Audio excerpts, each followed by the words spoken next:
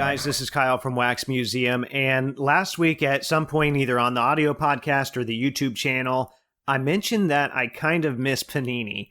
And that statement was really, of course, it was more of an indictment on Topps because Panini's still putting out products. We all know that. And I'm actually working on an audio podcast where I talk through 4 new products with a guest. And I thought it might be a good idea to come on here and give some of those thoughts as well. So the products I'm going to talk about today are Panini Spectra, Panini Prizm Deca, Panini Impeccable, and then Panini Premium Stock. And as always, quick disclaimer here, this is not buying advice of any type. This is just one guy that's been looking at checklists and sell sheets, and I'm just giving my thoughts on the cards themselves along the way. So let's go ahead and start with Spectra. I believe this is the first of these products that I've mentioned to come out this month, and if I'm not mistaken, it's the one that's been around the longest too. I believe it debuted in the 2013 season. Now, I have to confess, I've always kind of stayed away from Spectra. Now, originally, it was because the cards were so thick, which I think is fine for relics and autos, and I've got quite a few of those in my collections. Spectra's put out some real nice patches over the years, but the base cards and base parallels were also thick, like 130 point. And then I've also stayed away because starting, I would say, with the 2016 release, the majority of the cards were just ugly. And obviously, beauty is subjective, collect what you like. I will say, I think this year's product is ugly too. So let's go ahead and look at it. Beckett's website lists 19 parallels for the release. A lot of them we've seen before, like Psychedelic, Interstellar, Blue and Orange International, Astral, the list goes on. A lot of them fit that light and space theme, which transitions me into the inserts. I'm guessing Flux is no longer a standalone release because some of the more popular cards from that product ended up in this most recent Spectra release, like Full Capacity and Titan. And if you're going to put them anywhere, it makes sense to do so with this space theme. And then finally, everyone seems to like Color Blast, so those are in here. The background's a little bit different, though, because I don't know what you want to call it, the Spectra or the color or whatever it is, typically makes the team logo. So, like, Curry has the Golden Gate Bridge, Wembanyama has the Spurs logo, and so on and so on. Another component of Spectra that I want to talk about is the relics and autos. So all of the rookie relics are still non-associated, including the base cards, which are actually relic autos. Well, for players that Panini has autograph rights to, at least. You guys understand that. I'm not going to clarify that every time. There aren't many veteran relics this time around, and from what I'm seeing, for the ones that are out there, the patches are really small, which is a shame because we used to get a good-sized patch window with Spectrum. There was a set called Spectacular Swatches. I collected a little bit of those every year. I love those. Looks like that's gone for this year, and I'm guessing it's gone for the foreseeable future as well. As far as the autos go, there wasn't anything that stood out to me outside some of the multi-sign stuff. For starters, there's a triple autograph set that's very limited. I think the majority of them might have like 31 copies across all total print runs. I think most of them are like 15, 10, 5, and 1. I won't list all 10 of them, but there's a Bucks trio with Oscar, Kareem, and Giannis. There's a Pacers trio with Metta World Peace, Jermaine O'Neal, and Steven Jackson. Been watching very close for that one and have yet to spot one yet. There's a pair of Knicks trios, one from the Carmelo era that has Jeremy Lin on it, and then one from the current squad. And then there's a triple coach auto with Pat Riley, Doc Rivers, and Steve Kerr. And I should point out that those are all stickers. I haven't seen a single on-card auto in the entire product, but I would say those are still pretty cool nonetheless. We don't get a lot of triple autographs anymore. The other auto set that caught my eye is a veteran dual patch autograph, and the checklist for that one's okay, although I think the design's kind of ugly. There's a lot of stuff they're trying to pack on a single card, and I would say it just looks pretty busy. So overall, that's my review of Spectra, kind of similar to previous years, minus those jumbo patches. A lot of busy designs. If you like that, then this might be something for you. Thick cards, right? You kind of know what to expect if you've seen it before. I will probably be passing on that with the exception of that Pacers triple auto. I would like to chase that one.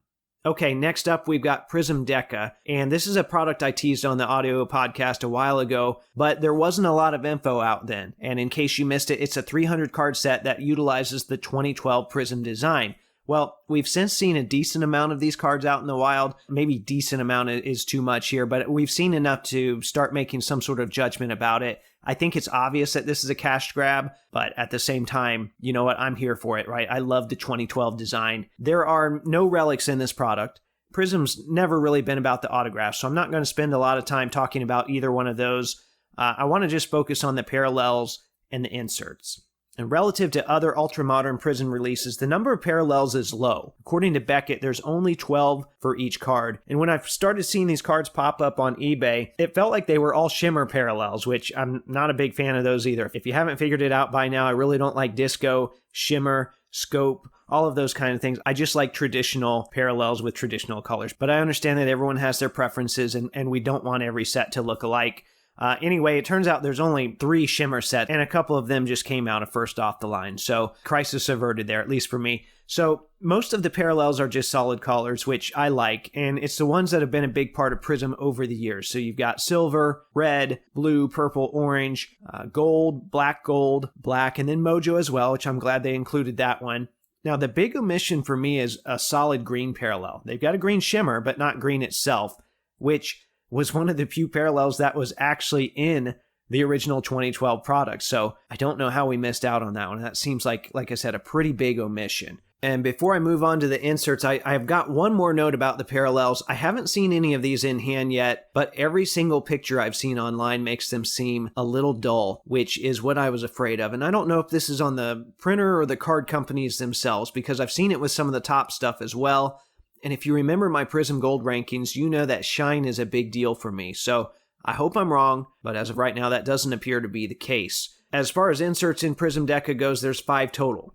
We're getting the return of Downtown Bound, Finalist, and Most Valuable Players. And then there's 2 additional ones in Brilliance and Decade of Dominance. I am happy to see some of these original ones come back, especially the Finalist and MVP sets, because that's a specific theme, and it allows us to pick up where we left off. So guys like Jokic and Giannis are in both sets. They hadn't won those awards when that first set came out. Actually, they weren't even in the league when that first set came out. So it's nice to have them in now. And then we have some of the older guys making appearances again as well.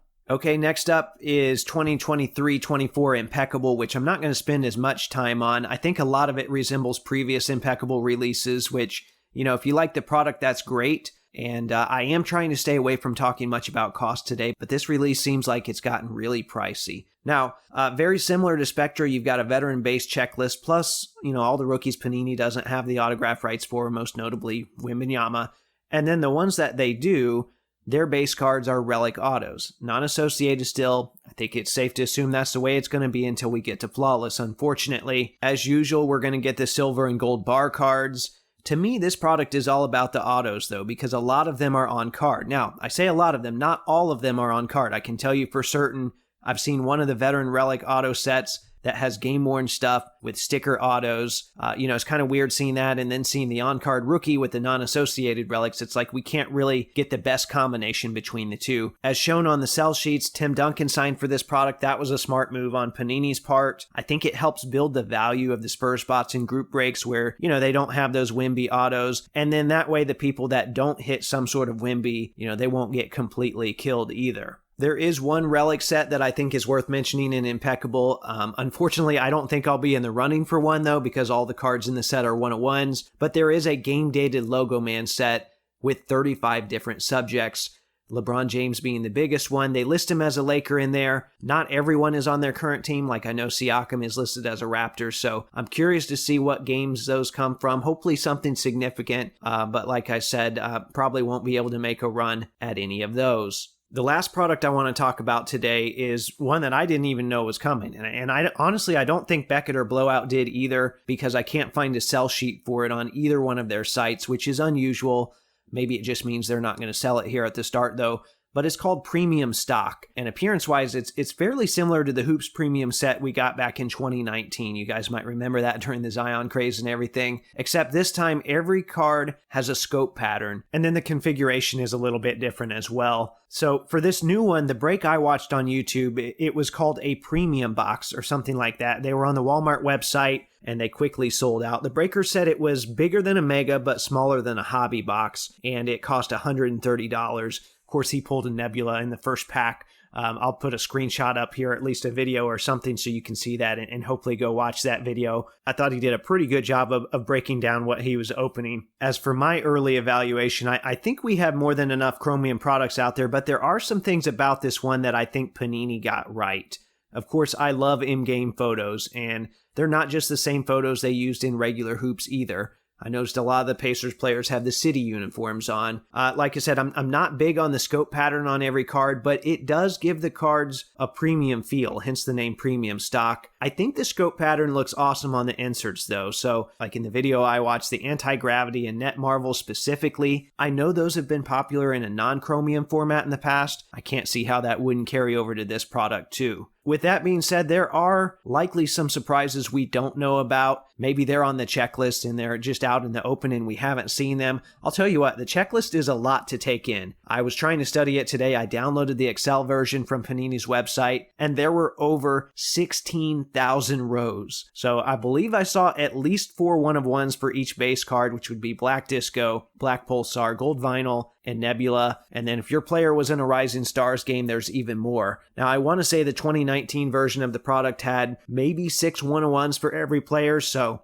just know it's probably somewhere in that range still, depending on the player, but I think I just saw 4. I also saw Haunted Hoops cards on the checklist, which is the product they made to hand out to trick-or-treaters. I don't think we're getting a premium stock version of that. I really can't tell based off the checklist. I noticed this set had a lot of the same pictures. I don't know what's going on there. It's all very confusing, so you might be on the watch for that. Either way, I think this one's going to be pretty popular. I also think the print run is huge. There are multiple retail formats, and it will be very accessible for people too. And what that really means is it's going to be the next ingredient in every dealer's shiny dollar box concoction. But if you like the cards and you want to collect them, that's good news for you. There's going to be plenty of this stuff out there. All right, so there you have it. Like I said, Panini pushed all these products out this month in a very short amount of time. Those are my initial observations. Maybe you have some things that you've been thinking about as well, or some things that you've noticed. Feel free to drop those in the comments. Remember, there are new episodes of the audio podcast every Thursday. And as always, thanks for watching.